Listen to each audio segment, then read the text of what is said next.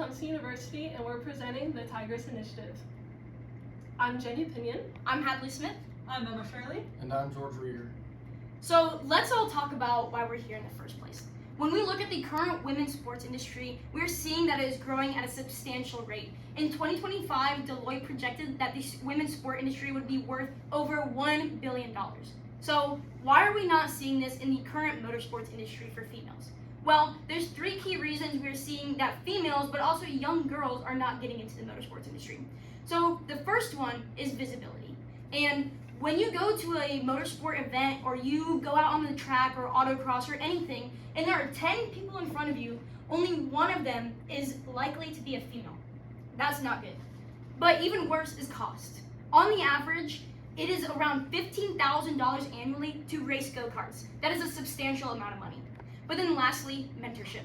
And as I said, there are not a lot of women in motorsports, and that is really bad because girls and adolescent females want to see people who look like them. They look up to people who look like them, and that is how they are more likely to get into the motorsports industry. So it's not very good that we don't have people who look like them. So we're here to solve that. So we can look at some examples of organizations who do have efforts to solve the issues Hadley mentioned. F1 Academy, the Porsche Motorsport Team, WIMNA, FIM, and they lack our crucial solution, which is a ladder program. And when we do look at the youth programs, some of which are even female specific, they lack the education. So partnering with local universities, tech programs, mechanic shops, things like that to educate the girls so that we're preparing them for a true career in motorsports. They also lack the entry part of it. So things like national leagues, which we will solve. So how is Tigris Initiative going to specifically solve these issues? So there's two main ways. Like I said, national leagues in all aspects of motorsports, whether that be karting, dirt racing, NASCAR, road course, all the things. We're going to provide a way for young girls to do it effectively, affordably, and do it well. So we're also going to partner with local universities, technical schools, and programs to educate these women and young girls so that we can prepare them for anything they want to go into, whether that be driving, engineering, or operations. The Tigris Initiative is inspired by the story of Sarah Montgomery, who first had her interest in motorsports sparked when she attended an IndyCar race with her family as a child.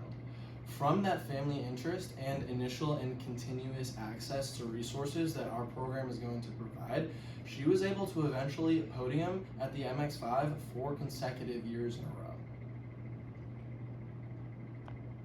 So how will the Tigris Initiative work? It'll be based on a 3-pillar program.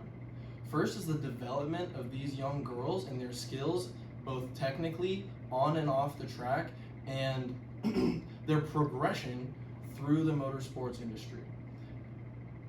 In tandem with this, we are going to create a new wave of fan engagement. Our target audience for this are drivers, business personnel, and technicians such as engineers, pit crew, and mechanics.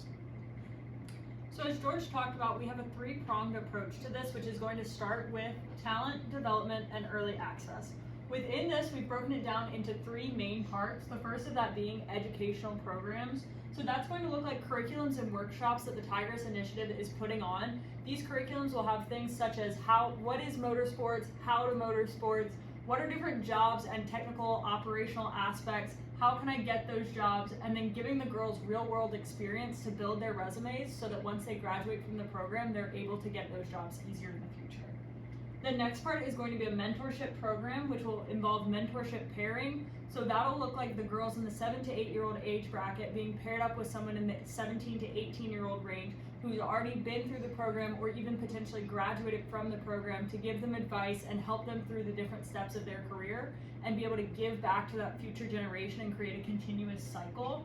This will obviously help develop pathways, but help evolve networks both for the girls personally and also interdisciplinarily within the world of motorsports and help create a stronger female network. The final part will be that national all-female league. So that'll be a tiered competition system across all forms of motorsports. It'll have continuous pathways to the top at both local, regional, and national levels. and give the girls on the national level a chance to showcase their abilities and be able to get opportunities in the next level of motorsports and beyond. All right, so how are we going to support this initiative? Well, we've come up with a few different ways to share with you. So, first of all, going off of the whole entire very successful F1 Drive to Survive, we would like to do a docu-series or some sort of documentary to showcase the day in the life of a female person who is in the motorsports industry. And then we want to have an ambassador network. And this kind of ties into what Emma was saying. But we want to have that ambassador network where we can have people who can be mentors, people who we find in the industry, women who are really successful in the industry, who can be ambassadors for us and have young girls look up to them and want to be where they are in the industry. And then next, corporate partnerships. That is, of course, crucial to our survival because corporate partnerships are how we get funding, and we would like to partner with big companies who can support us and who want to support the women in the motorsports industry. And then next, social media outreach. Also super important because we want young girls to see people on social media and be interested in the motorsports industry. Now, this can be through Instagram, YouTube, TikTok, etc., but we are expecting to use social media as well. But then the most important thing is staying consistent. So we'll have set periods of time where we will publish these things, and that will be very important to keeping us in the eyes of the younger audience.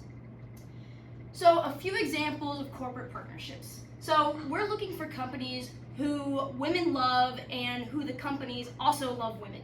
So a few of these companies who we have identified, and if you're a woman, you should know most of these, but Lululemon is the first one. Sol de Janeiro, who became very popular over TikTok with the younger audience last year or so, and then Elf, who actually has already been in the motorsports industry by sponsoring an IndyCar. So these are three simulations of possible brand partnerships that we could do to create funding. And there are three main things that we want from these companies who we're partnering with. So credibility and national visibility, which band together to give us this wider entry pipeline. So of course, credibility and national visibility are kind of self-explanatory because these businesses are so large that they will have a broad range of customers who we can then speak to, and most of them hopefully will be younger individuals. And that will give us this wider entry pipeline to interest more young girls, more girls in general, to get them into the motorsports industry. Yeah, and another part of our value proposition, it's in the facts. The historical investment in female-focused programs has generated a 2,271% ROI, showing that there is real tangible evidence supporting the financial sustainability of a program such as ours. So we beg the question, are you All in?